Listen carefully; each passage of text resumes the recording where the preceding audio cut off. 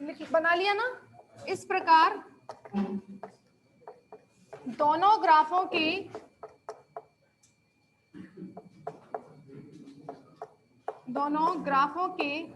प्रतिच्छेदन बिंदु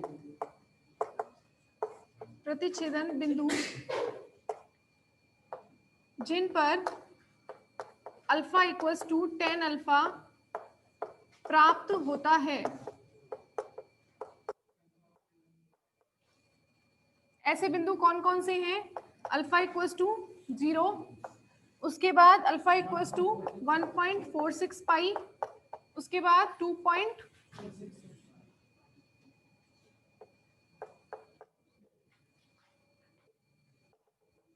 इसी तरीके से यदि इस ग्राफ को आगे बढ़ाते जाएं, क्योंकि आगे भी ले सकते हैं ना अल्फा की वैल्यू 2 पाई, 3 पाई, 4 पाई और 10 अल्फा को भी आप आगे बढ़ाते जाएं तो इसी क्रम में वो बढ़ते जाएंगे।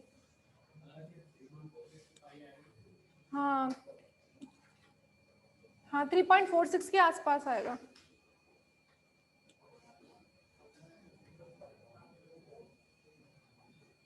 थ्री 3.47, 46 एक ही बात है। ठीक है, तो ये आपके प्रतिच्छेदन बिंदु प्राप्त होते हैं जिन पर अल्फा इक्वल्स टू 10 अल्फा के बराबर है। तो इसको देखो आप, 0 जो है अल्फा इक्वल्स टू 0 वो बताता है मुख्य उच्चिष्ट को बताता है।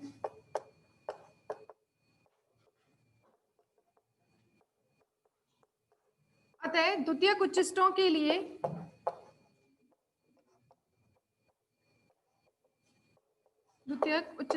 लिए अल्फा इक्वल्स टू कितना आ रहा है? 1.46 पाई, 2.46 पाई एंड सो ऑन। अब देखो 1.46 पाई जो है उसको यदि हम फ्रैक्शन में लिखें तो इतना लिख सकते हैं 3 पाई बाई 2, क्योंकि ये भी इसी के आसपास 1.5 आएगा। 1.5 बराबर ही तो है 3 पाई बाई 2 लिख सकते हैं। इसको कितना लिख सकते हैं? 5 पाई बाई 2 लिख सकते हैं। तो नेक्स्ट किसके आसपास आएगा? 7 पाई बाई 2 के। इसका मतलब क्या हो रहा है? 3, 5, 7 सभी क्या है? ऑड मल्टीपल है। 2n+1 लिख सकते हैं आप इसमें, और पाई बाई 2। तो पाई बाई 2 का ऑड मल्टीपल है अल्फा, तो हमें कौन से मान मिलेंगे? द्वितीयक उच्चिष्ट। ठीक है, तो यहां से लिख सकते हैं अल्फा किसके बराबर था? 2n+1 पाई बाई 2, जहां पर n इक्वल्स टू है 1, 2, 3 एंड सो ऑन। तो n इक्वल्स टू 1 रखेंगे इसमें तो कितना मिलेगा? 3 pi by 2। n equals to 2 लिखेंगे तो 5 पाई बाई 2। तो 1 लिखने पर जो 3 पाई बाई 2 आएगा वो किसको बताएगा? प्रथम द्वितीयक उच्चिष्ट को। 2 लिखने पर जो 5 पाई बाई 2 आएगा वो किसको बताएगा? द्वितीयक उच्चिष्ट को। 3 रखेंगे तो 7 पाई बाई 2 आएगा, तृतीय द्वितीयक उच्चिष्ट। ठीक है,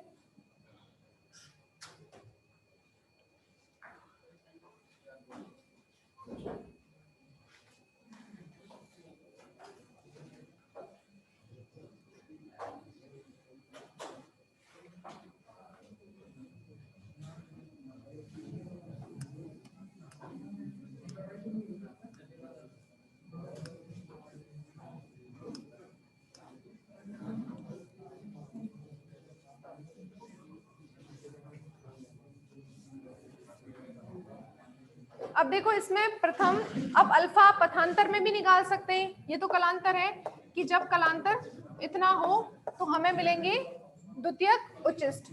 अब अल्फा की जगह पर यदि आप लिखें जो है आपका pi by lambda E sine theta, इसके बराबर होता है अल्फा इक्वल्स टू कितना होगा? 2n+1 pi by 2। ठीक है, तो पाई से पाई कैंसिल हो जाएगा, तो यहां से ई साइन थीटा इक्वल्स टू कितना आएगा? 2n+1, ये लैम्डा इधर चला जाएगा, लैम्डा बाई 2। तो जब पथांतर लैम्डा बाई 2 का विषम गुणज होगा तो हमें क्या मिलेंगे? द्वितीयक उच्चिष्ट।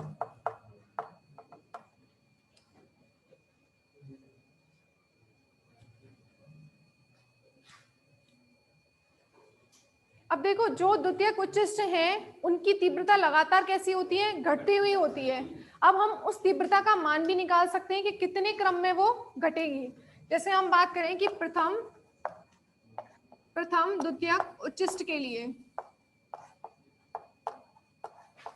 प्रथम द्वितीयक उच्चिष्ट के लिए, तो प्रथम द्वितीयक उच्चिष्ट के लिए हमें रखना होगा n इक्वल्स टू 1, ठीक है।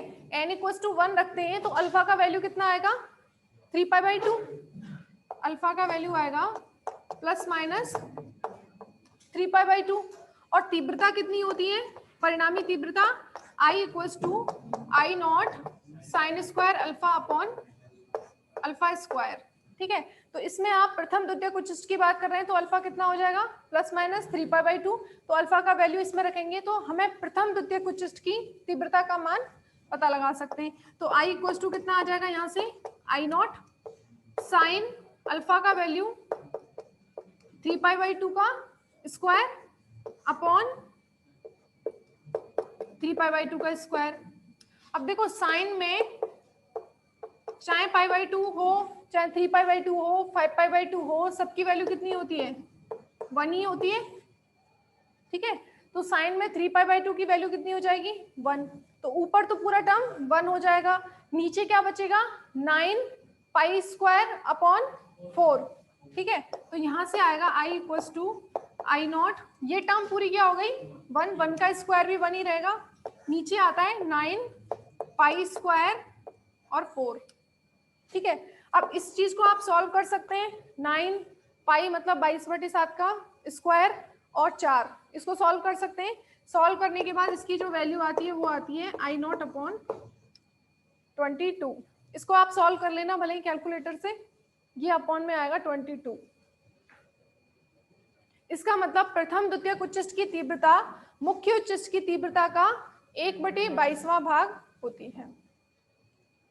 अब यदि आप देखो द्वितीयक उच्चिष्ट के लिए निकालेंगे तीव्रता तो वो इससे कम आएगी या ज्यादा आएगी, कम आएगी ना, तो वो आती है I0 अपॉन उसका नीचे 61 आता है, उसको भी सॉल्व कर लेते हैं, क्योंकि नीचे मान बढ़ेगा तभी तो टोटल वैल्यू कम होगी।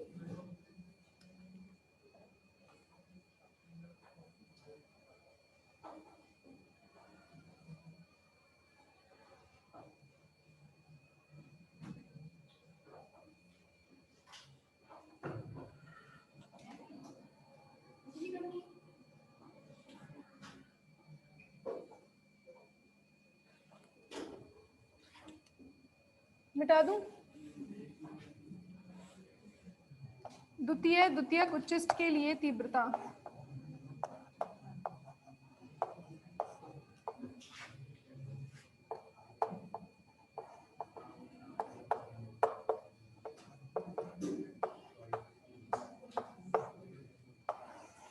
अब द्वितीयक उच्चिष्ट के लिए क्या हो जाएगा n इक्वल्स टू 2 हो जाएगा, ठीक है। और n इक्वल्स टू 2 रखेंगे तो यहाँ पर कितना होगा alpha equals to 5π/2, alpha equals to 5π/2 होगा।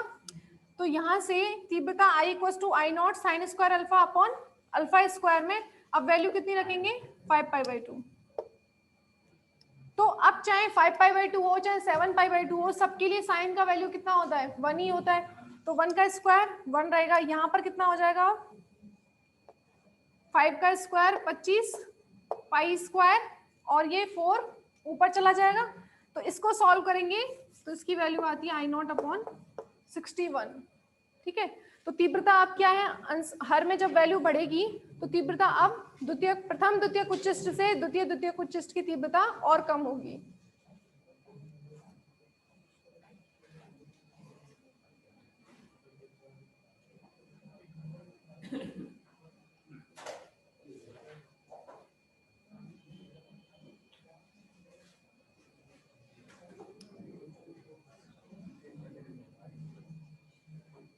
इस प्रकार, जल्दी बोल रही हूँ मैं, इतनी जल्दी लिखना है पेपर में भी। इस प्रकार एकल रेखा छिद्र से विवर्तित तरंगिकाओं का पथांतर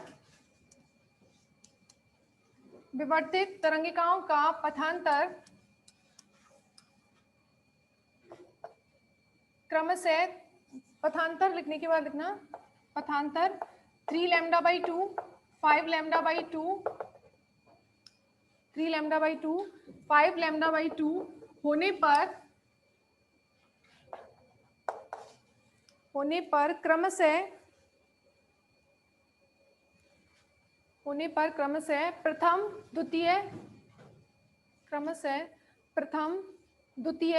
द्वितीयक उच्चिष्ट प्राप्त होते हैं। प्रथम द्वितीयक उच्चिष्ट प्राप्त होते हैं तथा इन उच्चिष्टों की तीव्रता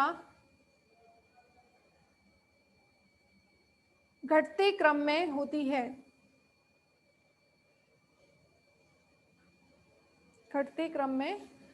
है। तो आपने तो ये डायग्राम अभी थोड़ी देर पहले ही बनाया था, उसी में बना देना।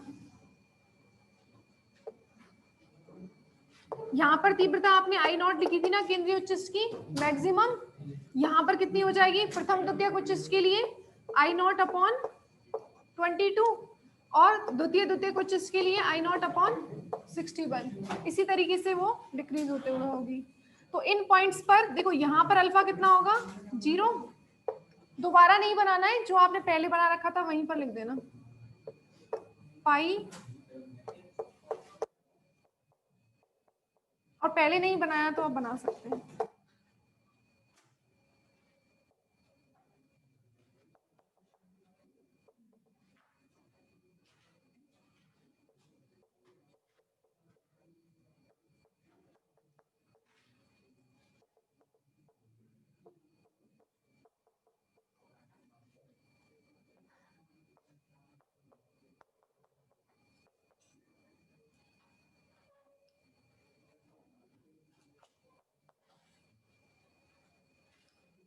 तो अल्फा का मान 0 है तो मुख्य उच्चिष्ट, पाई 2 पाई माइनस 2 पाई होगा तो निम्निष्ठ, और उसके बाद जब 3 पाई बाई 2 5 पाई बाई 2 इस तरीके से होगा तो द्वितीयक उच्चिष्ट।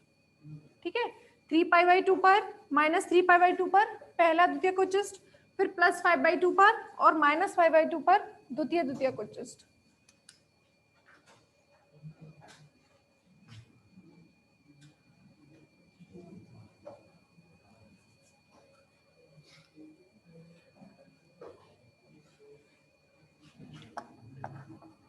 विवर्तन प्रतिरूप का तीव्रता वितरण। एकल रेखा छिद्र से विवर्तन प्रतिरूप का तीव्रता वितरण।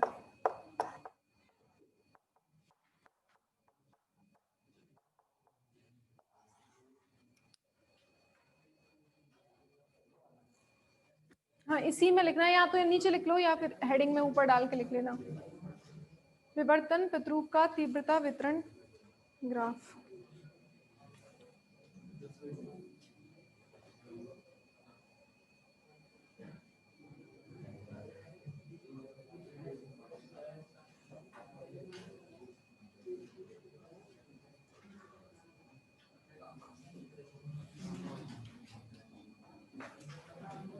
अब हेडिंग लिखो केंद्रीय उच्चिष्ट की चौड़ाई। केंद्रीय उच्चिष्ट की चौड़ाई।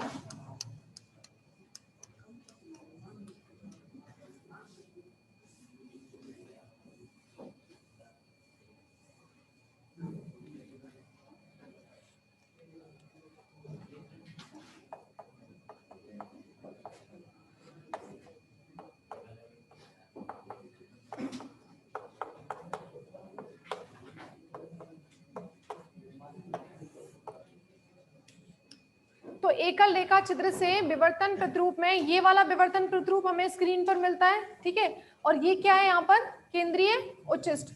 इसकी चौड़ाई, इसका मतलब क्या हो गया कि प्रथम दो निम्निष्ठों के बीच की दूरी क्या हो जाएगी केंद्रीय उच्चिष्ट की चौड़ाई। प्रथम दो निम्निष्ठों के, लिख लो भले, प्रथम दो निम्निष्ठों के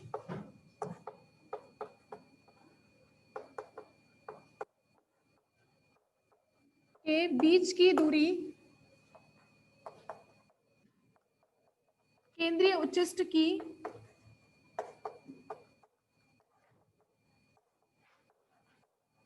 केंद्रीय उच्चिष्ट की चौड़ाई होगी।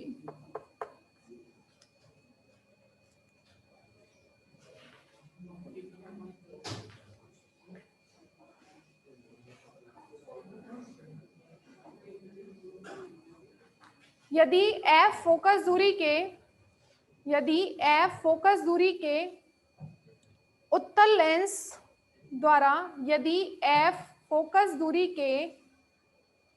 उत्तल लेंस द्वारा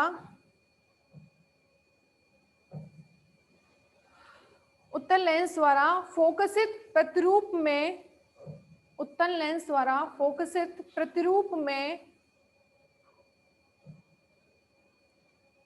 केंद्रीय उच्चिष्ट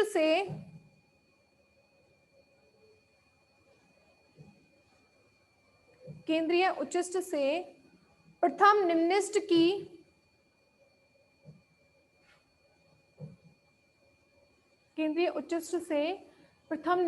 की पर्दे पर दूरी स्मॉल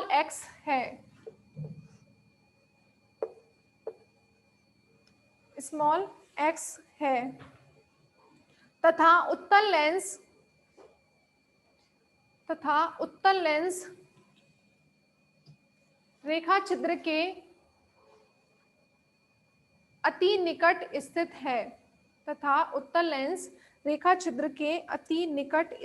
है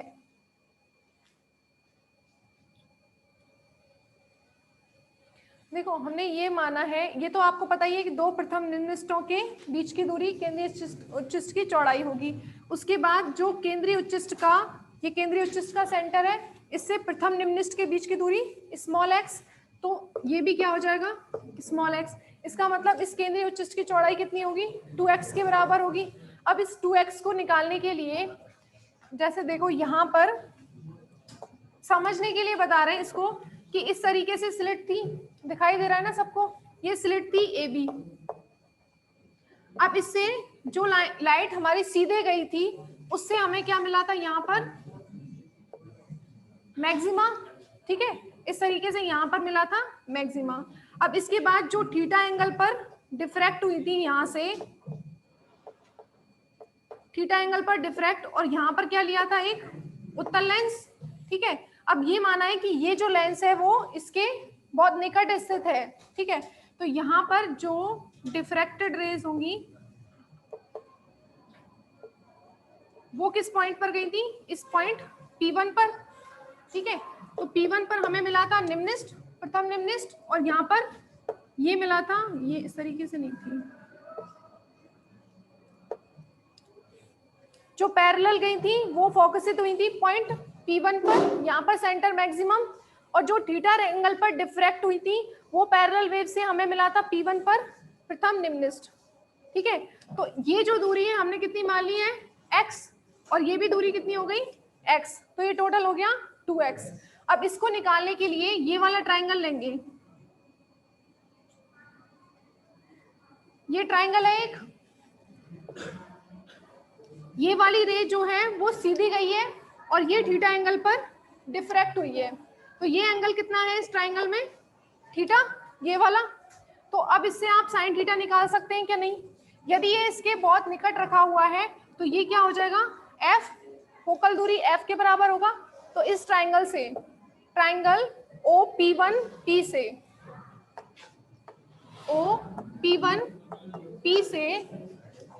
ट्राइंगल OP1P से साइन थीटा कितना आएगा x/f आएगा।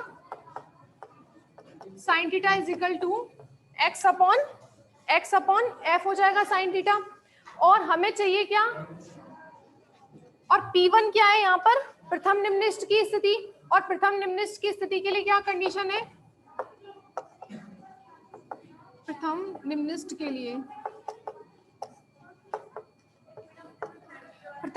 लिए क्या कंडीशन होती है, E sin theta equals to n lambda होता है। तो प्रथम के लिए क्या हो जाएगा लैम्डा n इक्वल्स टू 1। तो यहां से साइन थीटा कितना आएगा लैम्डा अपॉन E। ये समीकरण नंबर 1 और ये समीकरण नंबर 2। तो समीकरण 1 व 2 से x/f किसके बराबर होगा लैम्डा अपॉन ई के बराबर होगा। यहां से x इज इक्वल टू कितना आ जाएगा, x इज इक्वल टू कितना आएगा, लैम्डा एफ अपॉन ई। और केंद्रीय उच्चिष्ट की चौड़ाई कितनी होगी, 2x। ये तो 2x होगा ना, तो 2x इज इक्वल टू कितना आ जाएगा, 2 लैम्डा एफ अपॉन ई।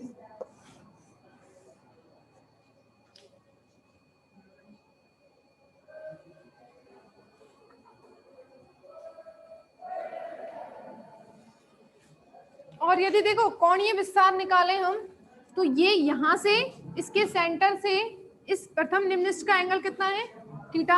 अब यदि ये रे इधर भी तो थीटा एंगल पर डिफ्रैक्ट हो सकती थी, यदि ये थीटा एंगल पर इधर डिफ्रैक्ट होती तो ये एंगल होता थीटा। तो इस कोणीय इस केंद्रीय उच्चिष्ट का कोणीय विस्तार कितना है, 2 थीटा। तो 2 थीटा किसके बराबर हो जाएगा, यहां से निकालेंगे 2। चलो वो कल बताएं, बता दें, अभी रुक जाओ, सुन लो, फिर मुझे कल दोबारा रिपीट करना पड़ेगा।